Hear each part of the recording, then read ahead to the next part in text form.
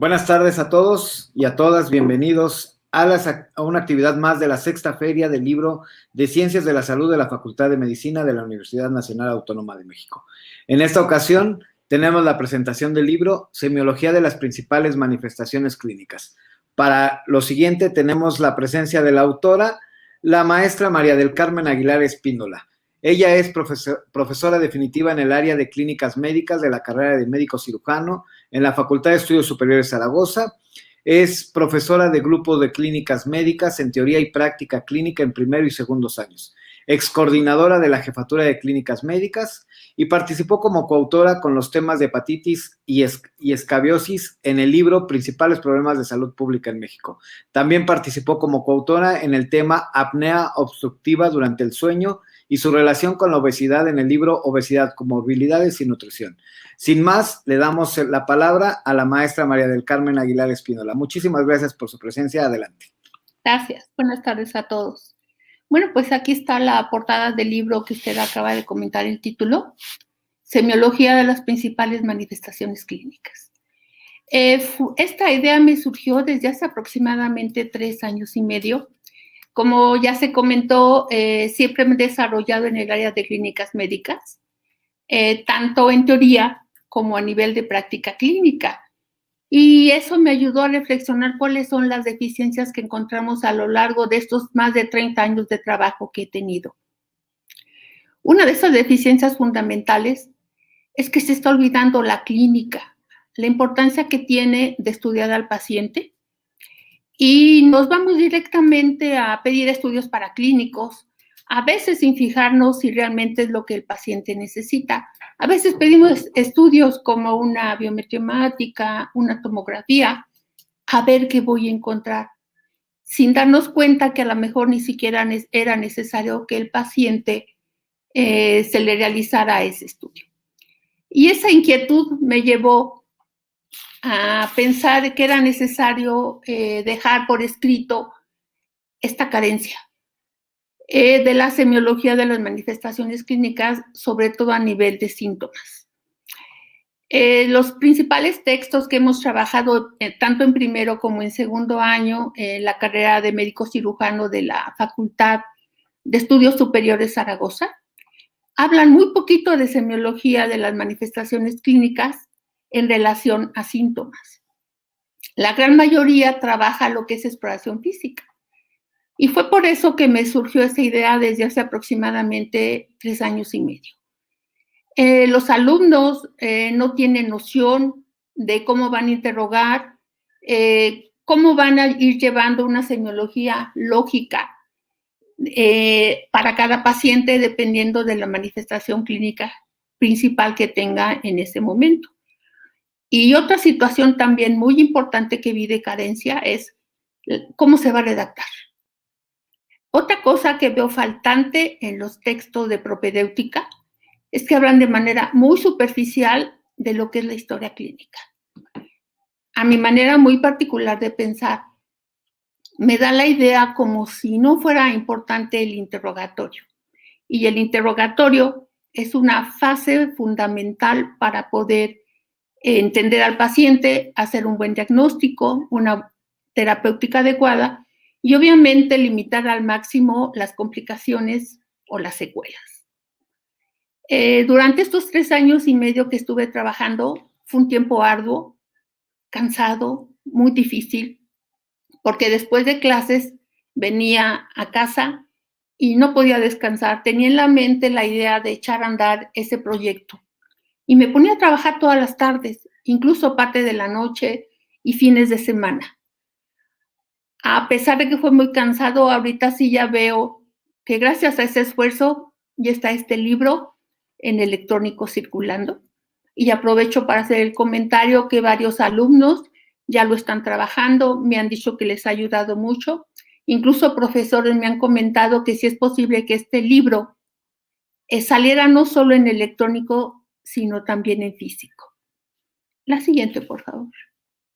Bueno, nuevamente aquí está el título, Semiología de las principales manifestaciones clínicas. La siguiente, por favor. Voy a empezar Hasta ahí nada más. Voy a empezar a describir de manera muy amplia cómo está el libro compendido. Tiene 7 capítulos. En el capítulo 1, básicamente hablo de definición de algunos términos que a mi modo de ver son extremadamente importantes que los alumnos, incluso nosotros mismos como médicos, los tengamos en mente y los comprendamos. Algo que le agregué al libro es que todo viene en orden alfabético. Esa fue una idea que me surgió para que pudiera ser más fácil encontrar las manifestaciones o las definiciones. Por ejemplo, en la definición de términos hay algunos como el diagnóstico. ¿Cómo se define diagnóstico? Se dan las definiciones. Algunos tienen raíces griegas, precisamente como esta palabra de diagnóstico, de día a través, gnosis, conocimiento. Y a este diagnóstico llegamos a través de interrogar y explorar al paciente, buscando síntomas y signos para poder integrar el diagnóstico. También viene la clasificación de los diferentes tipos de diagnósticos, como pueden ser sintomáticos, pueden ser signológicos, pueden ser sindromáticos, pueden ser nosológicos, integrales. Todo esto viene comprendido en el capítulo número 1. En el capítulo 1 también defino, por ejemplo, qué es un síntoma, qué es un signo, qué es la historia clínica, que este es uno de los objetivos principales del libro, que el alumno entienda la gran importancia que tiene el hacer una buena historia clínica. Ahí ya llevamos ganado muchísimo en relación a poder definir el diagnóstico, dar tratamiento, incluso ahora que están tanto en boga las demandas, la historia clínica es el mejor elemento para podernos defender ante cualquier demanda, porque en esa historia clínica estamos dejando plasmados todos y cada uno de los movimientos que hemos hecho con ese paciente. Otro término importante dentro de los varios que están ahí definidos es la relación médico-paciente, por ejemplo. La siguiente, por favor. En el capítulo 2 me enfoco básicamente a la metodología de la práctica clínica. En el capítulo número 2 se describe cuáles son las funciones de la historia clínica. Aparte de que es un documento médico legal, tiene muchas funciones importantísimas. Por ejemplo, funciones docentes, funciones de aprendizaje. Ahí en esa historia clínica se plasma el seguimiento y la evolución que le vamos dando a cada uno de los pacientes que tenemos en nuestras manos. También en este capítulo 2 se habla del método clínico, se define qué es el método clínico, los pasos de y este método clínico está derivado a su vez del método científico. Pero es fundamental que como alumnos, como docentes, como médicos en la práctica ya sea privada o práctica institucional, llevemos a cabo esta metodología de utilizar la clínica, que es fundamental. También he visto muchos problemas para que los alumnos entiendan la clasificación del interrogatorio.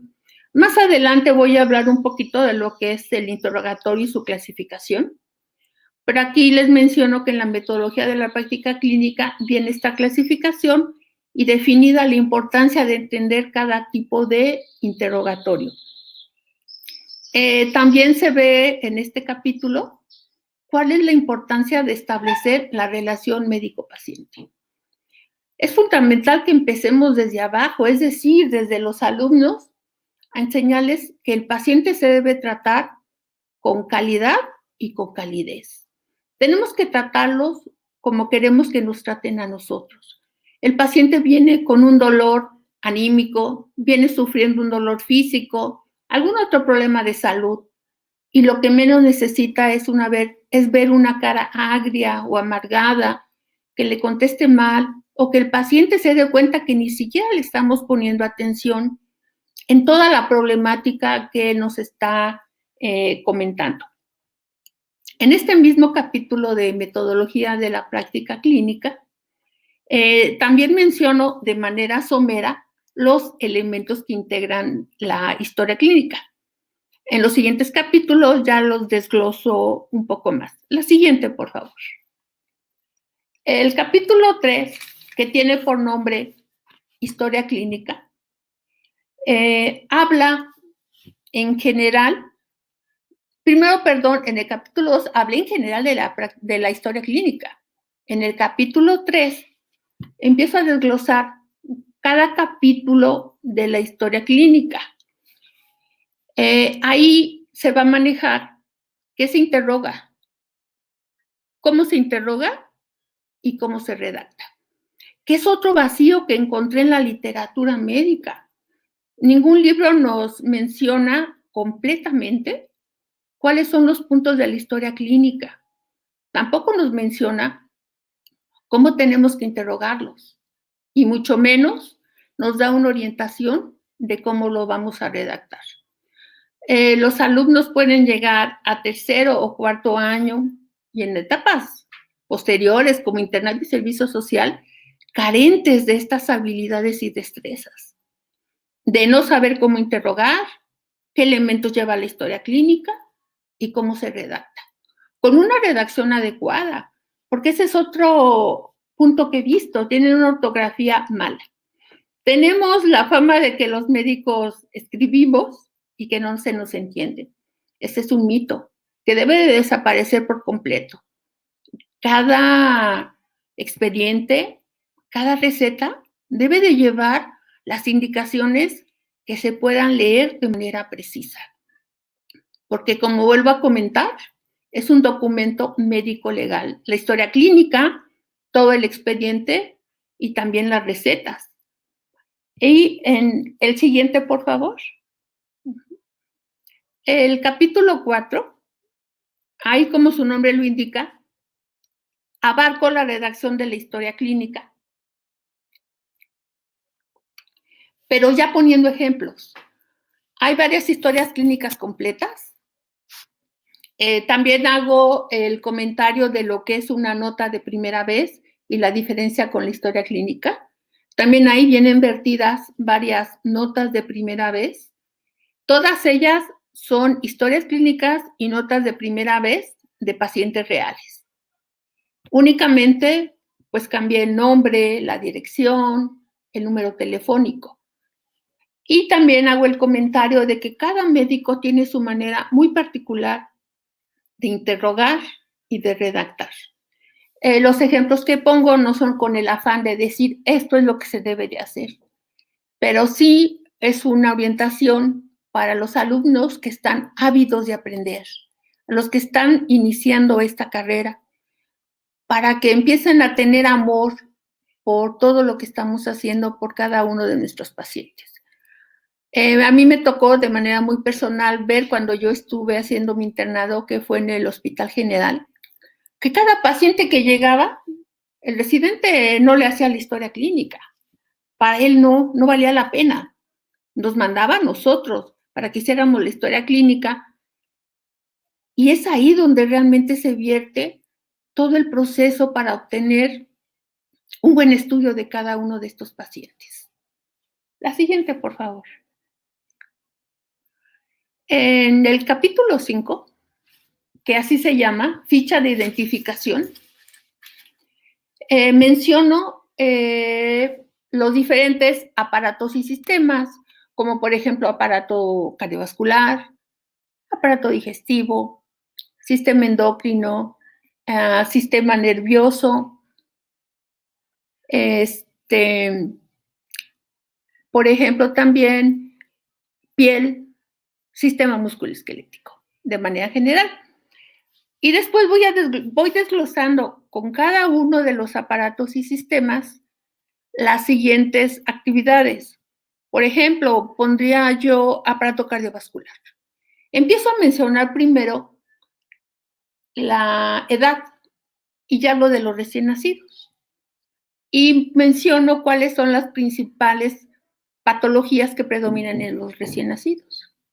Eso es fundamental que lo sepamos, Por ejemplo, en los recién nacidos pueden encontrar cardiopatías congénitas, como una tetralogía de Fallot, una comunicación interauricular o una comunicación interventricular. Después hablo de las patologías que predominan en los niños. Por ejemplo, en los niños, hablando del ejemplo que ponía de aparato cardiovascular, puede predominar la fiebre reumática. Después vienen las patologías que predominan en jóvenes. En ellos predominan también la amigdalitis de repetición y las cardiopatías reumáticas. Después se habla de las patologías que predominan en adultos y después en ancianos. Por ejemplo, en adultos, desde el punto de vista cardiovascular, predomina la angina de pecho, el infarto agudo de miocardio, la hipertensión arterial sistémica, la insuficiencia venosa periférica. En los ancianos también predominan esas patologías como la hipertensión, el infarto agudo de miocardio, la angina de pecho. Entonces es importante que el alumno sepa qué patologías predominan de acuerdo a la edad y de los textos también relacionados con la propedéutica. Esto prácticamente no lo manejan. Es otro faltante que he notado y que me indujo a escribir este capítulo.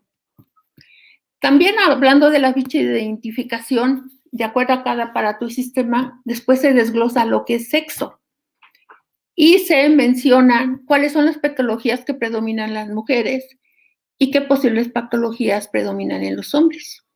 Por ejemplo, en las mujeres a nivel de aparato cardiovascular predomina la insuficiencia venosa periférica o las malformaciones congénitas de la válvula mitral, mientras que en los hombres predominan el infarto agudo de miocardio, la angina de pecho, aneurisma de aorta y todas las malformaciones congénitas de aorta.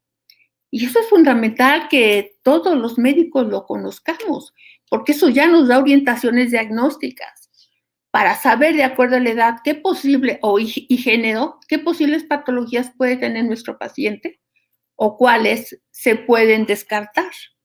Es muy difícil pensar en un recién nacido, por ejemplo, en una hipertensión o en un infarto agudo de miocardio, cosa que vemos en pacientes adultos y ancianos.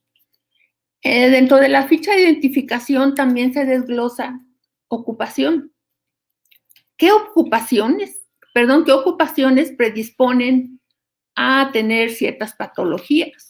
Por ejemplo, la gente que trabaja en los bancos, los médicos que están en terapia intensiva, médicos internistas, es posible que tengan hipertensión, infarto agudo de miocardio, angina de pecho, por la gran presión laboral que tienen. Y también en la ficha de identificación se abarca lugar de origen y lugar de residencia. Por ejemplo, en la ciudad predomina la hipertensión, el infarto agudo de miocardio, la angina de pecho. En algunos sitios específicos está la enfermedad de Chagas, que produce una miocarditis chagásica. Y esto, vuelvo a repetir, es una faltante en los textos de propedéutica. Y así vamos desglosando cada uno de los diferentes aparatos y sistemas. La siguiente, por favor. El capítulo 6 es un capítulo pequeño, donde nada más mencionamos cada aparato y sistema y las manifestaciones clínicas que lo conforman. Hablando, por ejemplo, de aparato respiratorio, se hace un listado en orden alfabético, donde predomina, por ejemplo, la cianosis, la tos, el edema, el esputo, la rinorrea, y así se desglosa en un listado se van desglosando cada una de las manifestaciones clínicas de cada aparato o sistema. La siguiente, por favor. La siguiente, gracias. Este capítulo 7, la anterior. El capítulo 7 es el capítulo más amplio del libro. Incluso abarca más de la mitad del libro. Y ese es el título, Semiología de las principales manifestaciones clínicas. Al inicio hablo de la semiología del dolor, con todas sus variantes, con todo su cuadro semiológico, que lo voy a abordar un poquito más adelante. Y también después hablo de todas las manifestaciones clínicas de cada aparato o sistema, pero tomando en cuenta el orden alfabético. La siguiente, por favor. Entonces vuelvo a resaltar que la idea fundamental es que estamos olvidando la clínica médica. Nos estamos yendo, quizá por la facilidad, quizá por la falta de empatía con el paciente, quizá porque no hay tiempo, quizá porque no hay estímulos, irnos a ver qué le pedimos al paciente de estudios. Y esto es más redituable, obviamente, en la práctica clínica. En la clínica médica es una asignatura integradora y es importante que sepamos, por ejemplo, de microbiología, de epidemiología, de fisiopatología, de terapéutica, para poder hacer un buen diagnóstico y de ahí desprender un adecuado tratamiento. La siguiente, por favor. La siguiente. Ya habíamos hablado de lo que son síntomas y signos. Y sí me interesa aquí diferenciarlo. El síntoma es una manifestación clínica subjetiva. Y es subjetiva porque nosotros no podemos medirla, no podemos verla. Incluso el paciente puede hasta simular, por ejemplo, que tiene dolor. Otra manifestación del síntoma es el acúfeno, es decir, el paciente puede escuchar zumbidos en ausencia de un estímulo externo, o el paciente puede tener fosfenos, que es ver lucecitas en ausencia de un estímulo externo. Y como médicos, nosotros no podemos darnos cuenta si lo que está diciendo el paciente es verídico o no. La siguiente, por favor. Signo. Es una manifestación clínica objetiva. Los síntomas son manifestaciones clínicas que obtenemos a través del interrogatorio. Y eso es lo que veo faltante en la propedéutica. Los signos son las manifestaciones clínicas que obtenemos a través de la exploración física. La siguiente, por favor. La cefalea, o cefalalgia más bien dicho, en la cual el paciente nos puede decir que tiene dolor, pero no podemos evidenciar que realmente esto sea cierto. La siguiente, por favor. Aquí es una fotografía de un paciente con ictericia. Es un signo, porque la vemos. Y sabemos que el paciente, esto nos lleva a pensar que el paciente puede tener un daño hepático, una cirrosis hepática, por ejemplo, o una insuficiencia hepática. La siguiente, por favor. Vamos a hablar un poquito de la historia clínica. La siguiente. De manera muy general, nada más voy a mencionar los capítulos que le integran.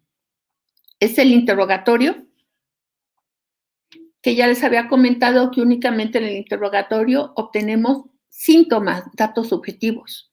La siguiente. Después del interrogatorio viene la exploración física, que son datos objetivos, denominados signos. Y una vez que ya obtuvimos interrogatorio y exploración física, podemos integrar entonces la siguiente, por favor, el diagnóstico.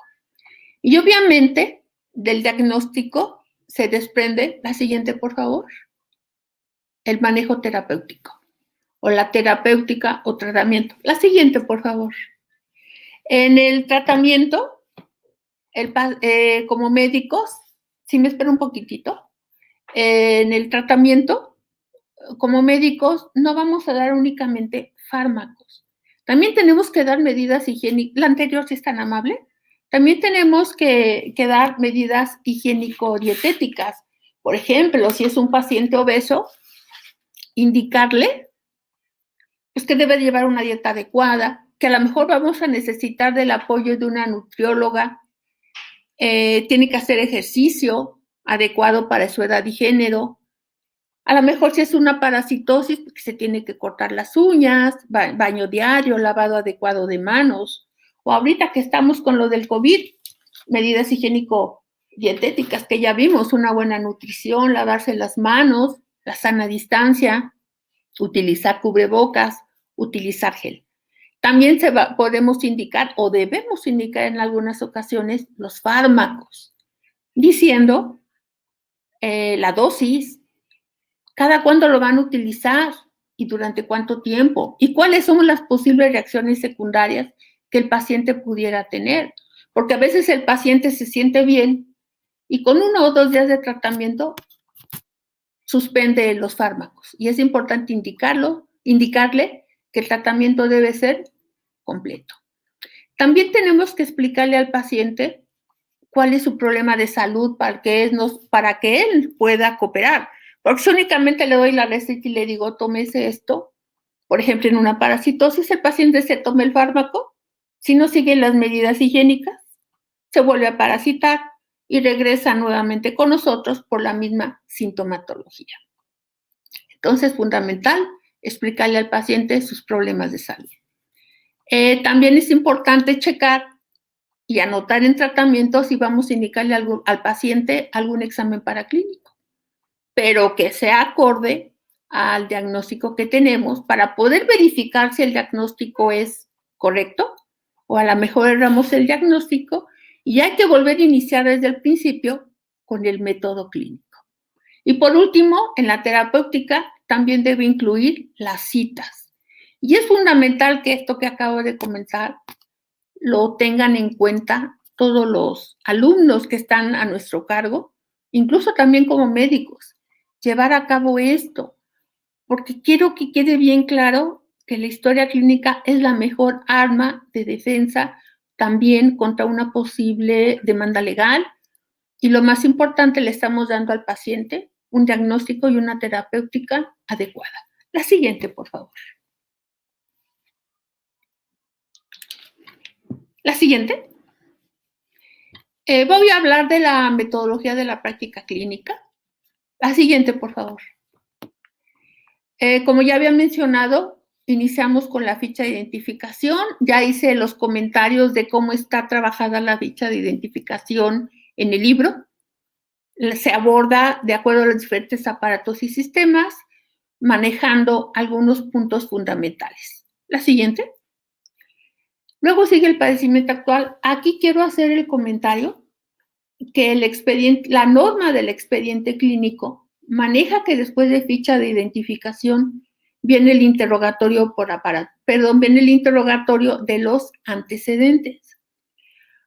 Pero a mi manera muy personal, si un paciente, por ejemplo, viene con un dolor intenso, es difícil que yo le pregunte los antecedentes de su familia, los antecedentes patológicos. Tengo que seguir con el padecimiento actual y es un cambio que está vertido en este libro de texto, que después de la ficha se realiza la semiología lógica ordenada y completa del padecimiento actual para obtener un diagnóstico presuntivo y con base en ese diagnóstico, ahora sí puedo interrogar los antecedentes de importancia. La siguiente, por favor.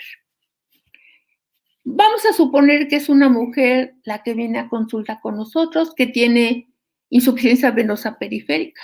Pues le preguntaría en antecedentes hereditarios y familiares si algún familiar femenino o incluso masculino también tiene antecedentes de insuficiencia venosa periférica, porque es una patología hereditaria. O si es un paciente mayor de 60 años que tiene datos de infarto agudo, pregúntale si hay antecedentes en su familia también de infarto agudo, porque eso también es un antecedente hereditario. La siguiente, por favor. Después vamos a preguntar los antecedentes personales patológicos. Y ya había puesto el ejemplo, si el paciente viene parasitado, bueno, pues le voy a preguntar cada cuánto se corta las uñas, en qué momento se lava las manos, si se lava las manos antes de ir al baño y antes de comer, para evitar esa transmisión de los parásitos. La siguiente, por favor. En relación a los antecedentes ginecobstétricos, por ejemplo, podemos preguntar Más bien debemos de preguntar siempre la fecha de la última regla en las pacientes que tengan una vida sexual activa. Porque si están embarazadas y nosotros no nos percatamos, el tratamiento que le demos puede redundar en un daño al producto o al feto. Fue muy sonado el caso de la talidomida, que las pacientes embarazadas la tomaban por prescripción médica porque era buenísima para evitar náusea y vómito, y los pacientes nacieron con amelia o con focomelia. La siguiente, por favor. Antecedentes clínico-pediátricos. Se pregunta en los niños. A lo mejor el paciente llega con nosotros a consulta porque tiene problemas en el crecimiento y desarrollo. Habría que interrogar cómo fue el parto. A lo mejor hubo datos de hipoxia neonatal. Y ese es el problema que está haciendo que el paciente ahora tenga dificultades, por ejemplo, en el aprendizaje o en el desarrollo del lenguaje o dificultades para caminar. La siguiente, por favor. Después va a seguir el interrogatorio por aparatos y sistemas, que ya comenté ampliamente los diferentes aparatos y sistemas y ya algunas manifestaciones clínicas que lo conforman. La siguiente, por favor. También en el interrogatorio preguntamos síntomas generales, como pueden ser la fiebre, la astenia, la anorexia, la pérdida de peso y la fiebre. La siguiente, por favor. La siguiente. Exámenes paraclínicos previos. Primero son diagnósticos previos. Es esto cuando el paciente fue a ver a otro médico y le dijo cuál era su diagnóstico. A lo mejor el paciente fue primero a ver a otro médico que le hizo X diagnóstico y nosotros confirmamos si está en lo correcto o no. Y también hay que ver si el paciente ya tiene exámenes paraclínicos previos. Eso en caso de que ya haya ido a ver a otro facultativo. La siguiente, por favor. Y a lo mejor también el paciente llega con nosotros y nos puede indicar que está tomando algunos fármacos, es decir, ya tuvo terapéutica previa. Y eso puede ser común, que el paciente tenga enfermedades crónico-degenerativas como diabetes, hipertensión, y está tomando ya otros fármacos. Todo esto de lo que hemos mencionado es el interrogatorio, y todos los datos que podamos recolectar de aquí se denominan síntomas. La siguiente, por favor. La siguiente. Y pasamos al segundo capítulo de la historia clínica, que es la exploración física. Vamos a hablar de la inspección general, que es el aspecto general que tiene el paciente cuando entra con nosotros al consultorio.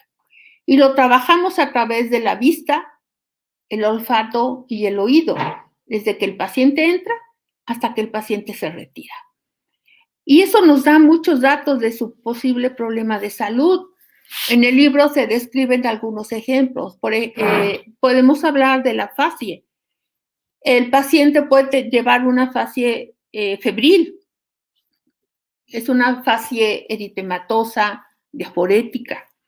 Y obviamente sabemos que el paciente tiene fiebre. Puede llevar el paciente a tener una facie de tristeza o de depresión.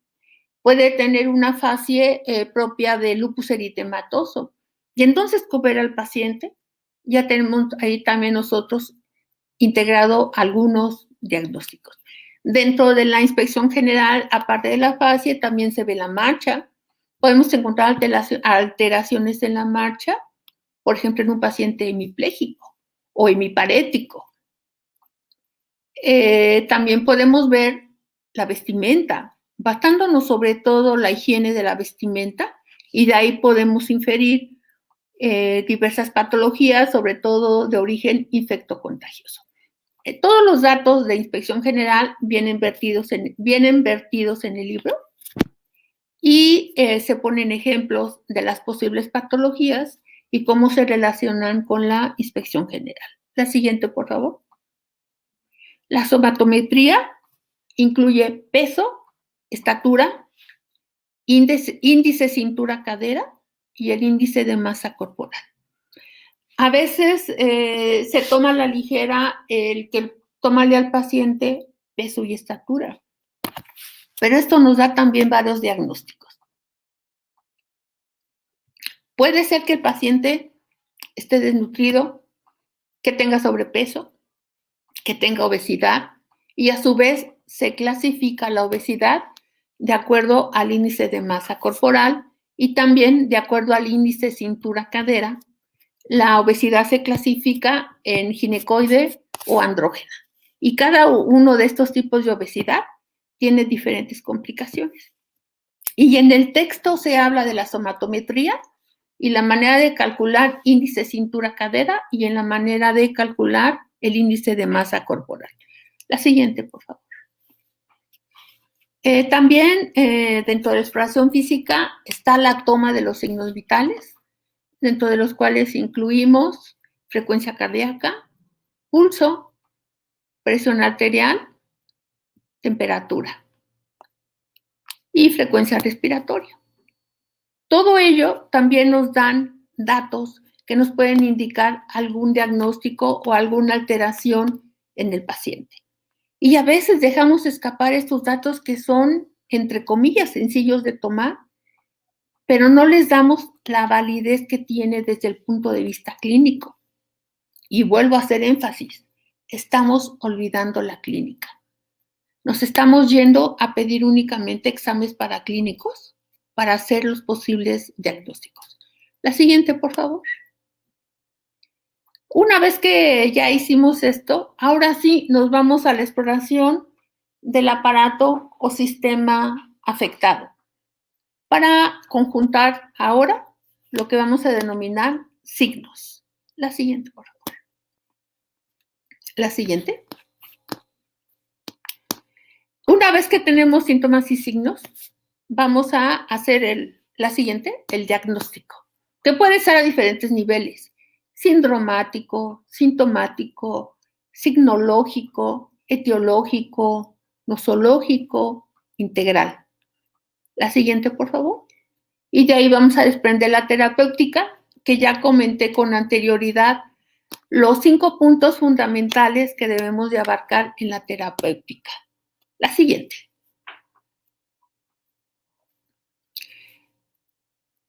Bueno, falta ahí un pedacito al final. Es redacción del expediente clínico.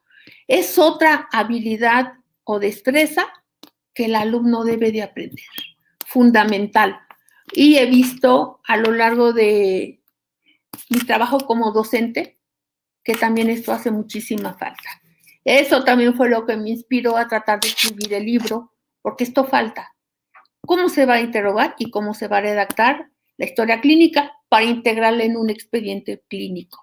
Y también diferenciar qué es una historia clínica y un expediente clínico. La siguiente, por favor. ¿La siguiente? Ok. La siguiente, por favor. Les había comentado que yo notaba mucha dificultad para que los alumnos entendieran lo que es el interrogatorio. Antes de hablar del interrogatorio o su clasificación, es fundamental que los alumnos también se enamoren de su paciente en el sentido de dar una atención médica de calidad y de calidez. Tratarlos bien, tratarlos con amabilidad. Y por eso es fundamental, y hay un capítulo que habla también de lo que es esa relación médico-paciente. La riqueza que se obtiene cuando nosotros tenemos una buena relación médico-paciente. Obtenemos todos los datos que queremos, el paciente no nos miente. Incluso los pacientes son tan agradecidos que en la siguiente consulta les llevan, si ustedes quieren, hasta una manzana u otra fruta, porque los pacientes se sienten atendidos por cada uno de los médicos. La siguiente, por favor. Clasificación del interrogatorio, que era lo que quería llegar. La siguiente.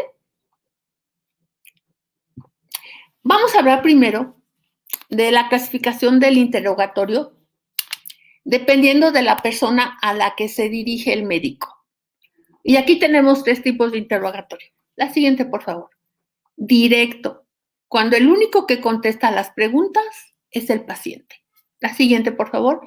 El interrogatorio indirecto, que es otra persona la que contesta las preguntas, excepto el paciente.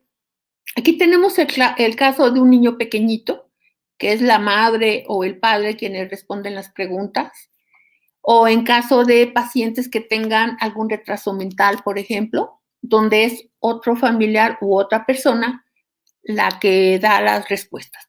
La siguiente, mixto, donde interviene tanto el paciente como el acompañante del paciente, que puede ser su familiar o no. Entonces, esto he notado que los alumnos se pierden mucho y en el libro trato de que quede bien claro. La siguiente, por favor. Hay otro tipo de interrogatorio. Es la relación que el médico va a establecer con el paciente a través del mismo. Y aquí no hay vuelta de hoja. Siempre va a ser un interrogatorio de tribuna libre y un interrogatorio dirigido. No es como, la siguiente, por favor. No es como la anterior, que puede ser directo, indirecto o mixto. Aquí siempre va a ser tribuna libre y dirigido el interrogatorio que realiza el médico. Por ejemplo, en la tribuna libre, el paciente le pregunta cuál es su problema de salud, en qué lo puedo atender. Y el paciente se explaya.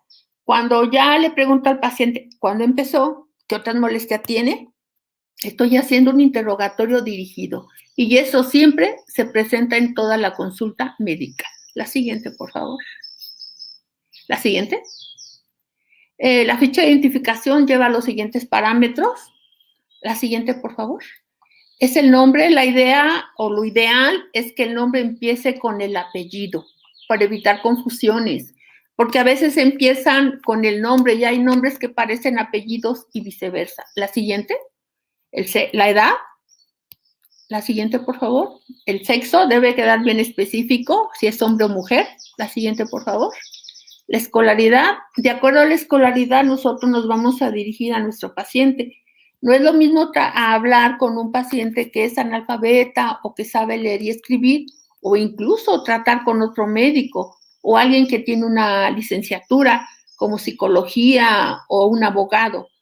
La manera de dirigirnos va a ser diferente de acuerdo al grado de escolaridad. La siguiente, por favor. La ocupación, que ya la hablé cuando comentamos la ficha de acuerdo a cada aparato y sistema. La siguiente. Hay que preguntar el lugar de origen del paciente, que también ya se mencionó. La siguiente, por favor. Igual que el lugar de residencia, que ya hice los comentarios pertinentes. Fundamental, y a veces lo olvidamos, número telefónico y correo electrónico. Cuando es necesario comunicarnos con el paciente de manera urgente, por ejemplo, si detectamos que tiene un cáncer cervicuterino a través de un Papa Nicolau, es fundamental en ese momento contactar a la paciente. La siguiente. Estado civil. A veces pensamos que esto no tiene importancia, pero se ha visto que aparentemente los pacientes casados viven más. Pero bueno, sería situación de discutirlo más ampliamente, pero es un dato importantísimo también en la ficha de identificación. La siguiente, por favor. Religión. También en el texto se abarca de manera amplia la religión. Hay religiones que prohíben, por ejemplo, las transfusiones sanguíneas o la ingesta de medicamentos o algún acto quirúrgico que puede poner en riesgo la vida del paciente. La siguiente, por favor. La siguiente. Todos los datos que vimos con anterioridad se interrogan. Estos datos que voy a comentar, ya nada más los anotamos los médicos y son fundamentales también. La siguiente, por favor. Fecha, hora. La siguiente. Número de expediente y tipo de interrogatorio. Son datos, la siguiente, por favor, que deben quedar plasmados en la historia clínica. Y todo esto viene desglosado en el texto mencionando la importancia. Una pregunta, no sé si voy en tiempo o seguimos. La siguiente, por favor.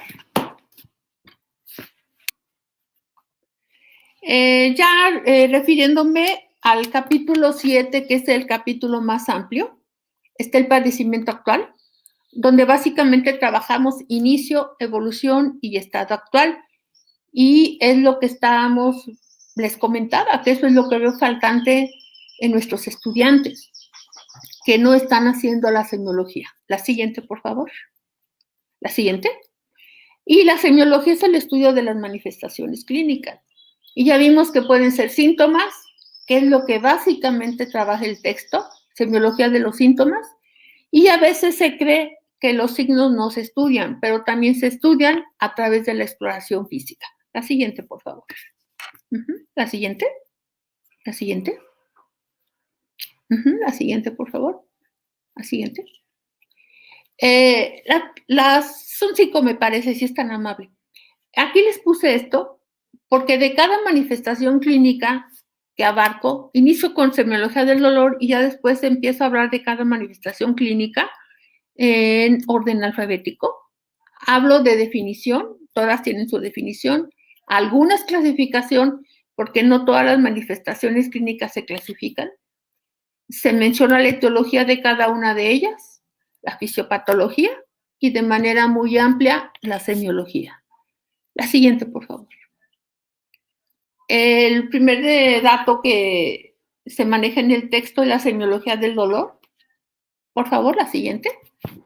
Donde vamos a hablar de la fecha de inicio. Se ponen ejemplos si el dolor es agudo y si es crónico, y dependiendo de ello tenemos diferentes diagnósticos. Por ejemplo, un dolor agudo puede ser una angina de pecho, un dolor crónico puede ser una migraña. Después se maneja lo que es el modo de inicio, cómo se interroga, y de acuerdo a eso, qué posibles diagnósticos podemos obtener. La siguiente, por favor. La causa aparente. La siguiente. La propagación o extensión, que el dolor puede ser localizado, puede ser referido o puede ser irradiado, y se explica cada uno de esos tipos de dolor. La siguiente. Tipo de dolor. También se comenta cada tipo de dolor, su definición y en qué patologías lo encontramos. La siguiente. La intensidad. Se manejan las diversas escalas para valorar la intensidad del dolor. La siguiente, por favor. ¿Cuánto tiempo dura el dolor? Es la pregunta que le hacemos al paciente. La siguiente. Horario y predominio. En las 24 horas del día, ¿en qué momento el dolor es más intenso? Casi todos los dolores de tipo visceral tienden a ser más intensos durante la noche. La siguiente, por favor. La siguiente.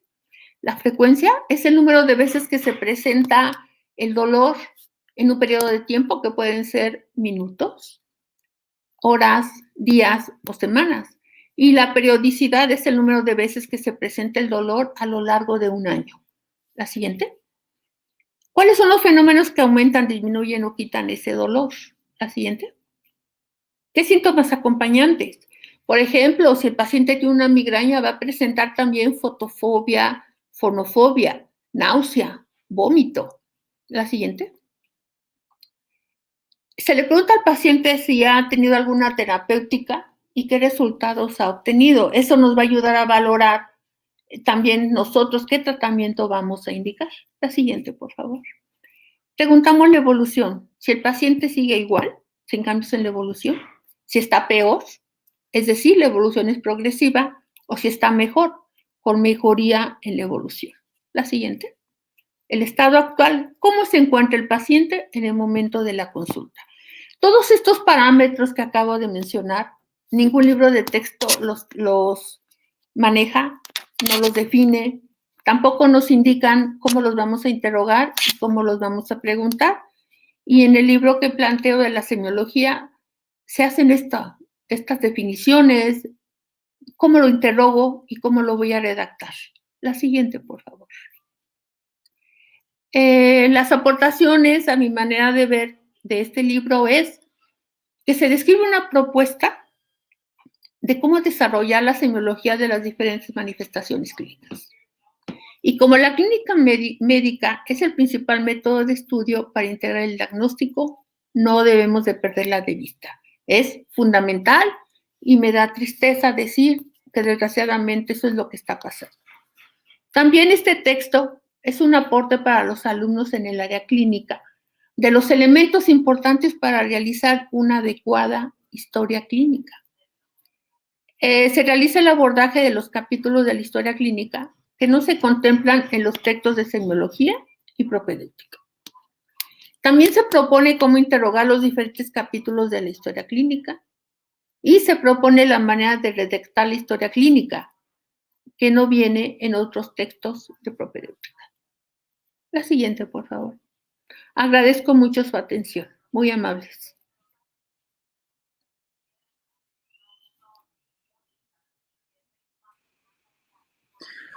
Muchas gracias, maestra María del Carmen. Muy enriquecedora esta charla y muy interesante el texto que los invitamos a descargar por el momento de vía electrónica de la plataforma de la Facultad de Estudios Superiores de Zaragoza, de manera gratuita. Por supuesto que está en proceso la versión impresa, que será de muchísima utilidad para toda la gente del área, los alumnos sobre todo. Y por el momento, pues los invitamos a descargar la versión electrónica. Bueno, sin más por el momento, les agradecemos a todos su atención y los invitamos a seguir con las actividades de esta sexta Feria del Libro de Ciencias de la Salud, organizada por la Facultad de Medicina de la Universidad Nacional Autónoma de México. Muchas gracias y hasta la próxima.